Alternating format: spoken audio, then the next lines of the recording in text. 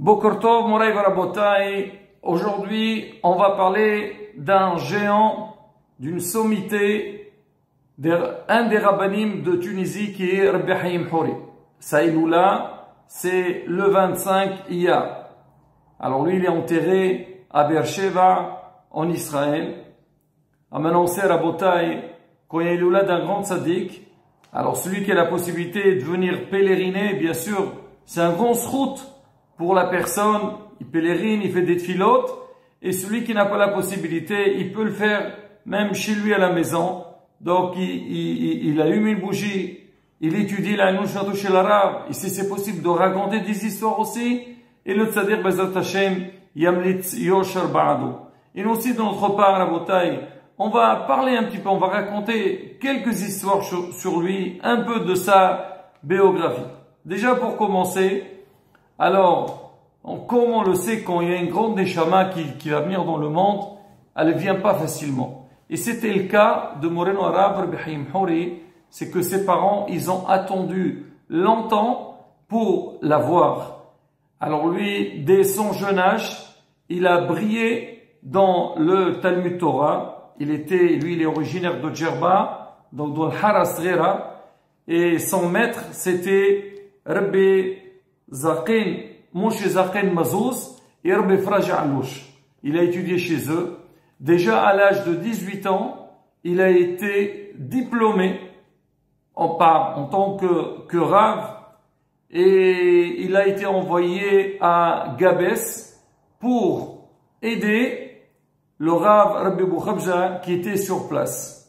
Alors pendant cette période, Rabbi Haïm Houri, il a fait une grande connaissance avec le public. Il a été très estimé, apprécié, parce que c'est une personnalité très ouverte. Et bien aujourd'hui, si vous voyez donc des gens, des Gabésiens, il faut leur parler de Rabbi Haïm Houri. Pour eux, bien sûr, Baruch Hashem, ils ont toujours respecté les rabbanim, mais pour eux, Rabbi Haïm, c'est quelqu'un qui a laissé énormément de traces donc dans leur ville.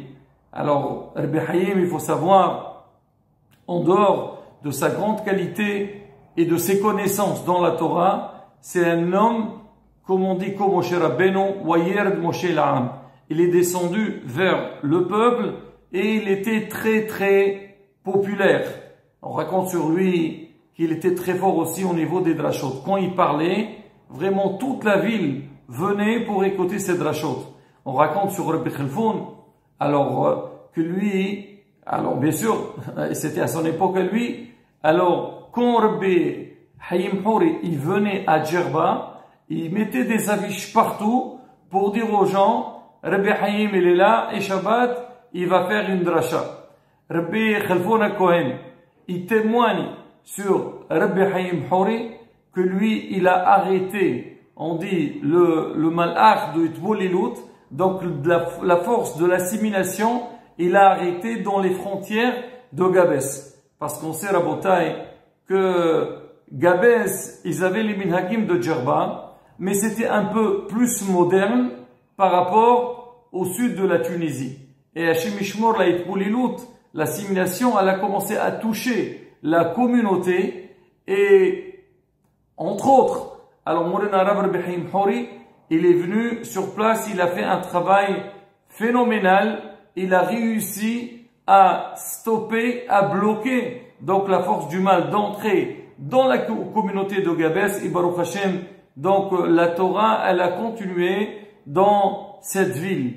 Alors il était quelques années avec Rabbi Bouchabza, après il est reparti à Djerba, et à Djerba il était dans le Beddin avec les Dayanim de l'époque, jusqu'au moment que le Rav Bouchabza, il est parti à Tripoli, et là on a fait appel à Rabbi Haïm, et il a commencé vraiment à développer, on va dire, le travail qui était fait déjà par le Rav Bouchabza. Alors lui, il s'est pas arrêté seulement au niveau de l'étude de la Torah, mais il a veillé beaucoup pour qu'il y ait le shalom dans la communauté. Il s'est occupé beaucoup des problèmes de shalom bayit, quand il y avait des problèmes entre les couples.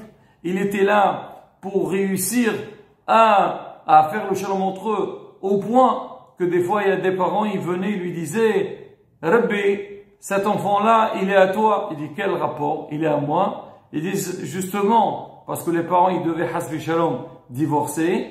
Et lui, il est intervenu pour mettre le shalom. Et que, Baruch Hashem, suite à cela, donc ces personnes-là, ils ont eu des enfants.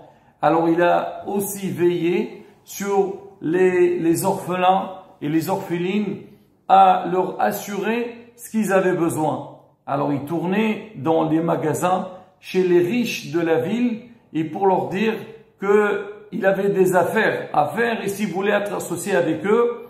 Et à la fin, il arrive à ramasser les sommes qu'il avait besoin. Et les gens, ils se posaient pas du tout de questions. Quand il faisait un appel à la synagogue pour ramasser de l'argent pour n'importe quelle mitzvah, c'était le premier à donner. Comme ça, il donnait le bon exemple. Et suite à ça, les gens, donc, ils donnaient. On va raconter, Rabotai, deux petites histoires sur Rabbi Haïm. Il y a beaucoup d'histoires, mais ceux-là, on les a pas racontées dans le passé. La première parle d'un monsieur qui s'appelait Avi Cohen, originaire de Gabès. Alors lui, il était infirmier. Et le Rav, malheureusement, bon, il avait des problèmes, surtout, il avait beaucoup d'inflammation. Il avait besoin d'un infirmier qui venait tous les jours lui faire certains soins. Et il était vraiment tout le temps, à chaque fois que le Rav avait besoin de lui, il était présent. Alors, avant que le Rav il quitte, parce qu'on a dit il a quitté la Tunisie pour aller en Israël, alors il a appelé ce Avi Cohen, il l'a béni, il lui a dit, tout ce que tu m'as fait, le soin que tu as fait pour moi, il te protégera tout le long de ta vie. C'est une bénédiction, comme on dit, une assurance vie. Alors, il y a 2 ans, c'est une histoire tout récente, on raconte que ce Avi Cohen, il est tombé, il a reçu un coup vraiment qui l'a mis dans un état de danger. Alors il était à l'hôpital, un de ses proches, et bien sûr il est venu le visiter, et à un moment donné, Avi Cohen, il dit à cette personne, il est où le Rav? Bon, la personne qui était là, il s'est dit certainement, il est très fatigué, il est en train de rêver, ou il est en train de raconter, bon, n'importe quoi. Bon, il n'a pas répondu. Alors, le malade, il recommence à nouveau, il lui dit, il est où le Rav? Il lui a dit, dis-moi, de quel Rav tu parles? Il a dit, je parle de Rabbi Haïm Houri. Rabbi Haïm Houri, Zakhroun al-Barakha, il est niftar il y a 50 ans. Alors, qu'est-ce que tu dis? Il est Rabbi Haïm. Il a dit, mais arrête! Mais il a dit, il était là, il était devant moi, et il est venu me voir, il m'a dit, ne t'inquiète pas, toi tu t'es occupé de moi, donc quand tu étais jeune, là ne t'inquiète pas, si tu veux, tout va bien se passer, et tu vas retourner chez toi à la maison, sain et sauf. La personne qui était à côté, vraiment il était frustré, il a eu la chair de poule d'entendre une telle parole, effectivement, Baruch Hashem, donc Avi Cohen il a guéri, il est rentré chez lui à la maison, sain et sauf, pour dire que quoi, les tzadikim, on dit tzadikim, afelu bimitatan iqraim hayim. On raconte une autre histoire, on sait que beaucoup de personnes, ils sont partis pèleriner, donc dans le Tzion de Rabbi Haïm Houri et Noshao. On dit parmi les grandes brachot, ou plutôt, donc les nissim qu'il a fait, c'est surtout pour les personnes qui n'ont pas mérité d'avoir des enfants. Avec les femmes stériles, il y a beaucoup qui sont venus le pèleriner, ils ont fait des tfilotes, et Baruch Hashem, des fois le Rav il est venu dans le rêve pour leur annoncer la bonne nouvelle, et des fois suite à la visite qu'ils ont fait, ils ont vu qu'il y a une Yeshua. Et justement, on raconte sur une femme qui est originaire de la ville de Houlon. Alors elle est venue le jour de la Iloula de Rabbi Haïm Houri, et là-bas sur place il y avait son fils, chez Badel Haïm Tovem Baroukim, les gens ils venaient demander des brachot. Il y a aussi, donc ça Yeshiva, à Beersheba, et lui il bénissait les gens. Il y a une dame, elle a vu, elle a dit, Kvod Arav, est-ce que vous pouvez me donner, vous connaissez tous le fil rouge, il y a beaucoup de gens, ils vont pèleriner partout, dans les Kivret Tzadikim, et là-bas il y a des gens qui vendent des fils rouges. On dit, ces fils rouges-là, c'est une ségoula pour beaucoup de choses, protection. Alors comment on fait? on prend le fil, on fait le tour, donc, de Tzion du Tzaddik, et après on donne aux gens. Alors la femme lui a dit, voilà, vous êtes en train de donner ces fils rouges, est-ce que vous pouvez me donner? On m'a dit que c'est une grande ségoula, c'est qu'une femme enceinte qui porte ce fil-là, alors elle peut être nouchat, elle peut, Bezat Hashem, être délivrée. Il lui a dit pas de souci, il a pris le fil, il a fait le tour, donc du Tzion du Tzaddik qu'il lui a donné. 6 mois plus tard, alors qu'on faisait la Iloula de Rabbi Haim Hori, donc le mari de cette femme, il est venu à la Iloula, il a vu le Rav, il est parti le saluer. Il lui a dit, Shalom Kvod Arav, il dit, vous me connaissez? Il dit, je sais pas, je vous connais pas, je vois tellement de monde. Et il lui a dit, ben sachez, il y a 6 mois, on était venu ici dans le Tzion du Rav. Ah, peut-être que c'était pas la Iloula parce que 6 mois plus tard, c'est pas une année après. Dans tous les cas, on était venu ici dans le Tzion du Rav et ma femme t'avait demandé de lui donner le fil rouge pour pouvoir avoir des enfants. Et elle dit alors, elle dit Baruch Hashem, elle a porté ce fil-là et Baruch Hashem maintenant elle est enceinte, elle est au 6e mois. Elle dit ah Baruch Hashem, dit elle est où ta femme quoi? Elle vient pas remercier le tzaddik qu'il a pris pour elle. Elle dit si. Ma femme elle est derrière, mais comme il y a beaucoup de monde, alors j'ai pas voulu qu'elle soit dérangée, elle est derrière.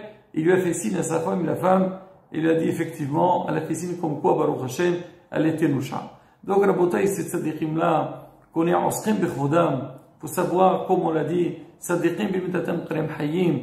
Alors eux, ils sont devant, qui sait à kavod, ils prient pour nous, ils font tout ce que vraiment nous on a besoin. Et justement, il faut profiter de ces moments propices. Alors surtout le jour de la Iloula, de demander au tzaddik qui prie pour nous. Et nous aussi, Bezat Hashem, on fait des filotes, on fait des vœux.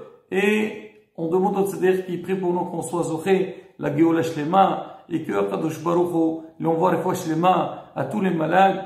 Et Binyan Bet HaMikdash Ben Rabbi Amenu, Amen, Ken et Rasson Chesro, Oyemzo.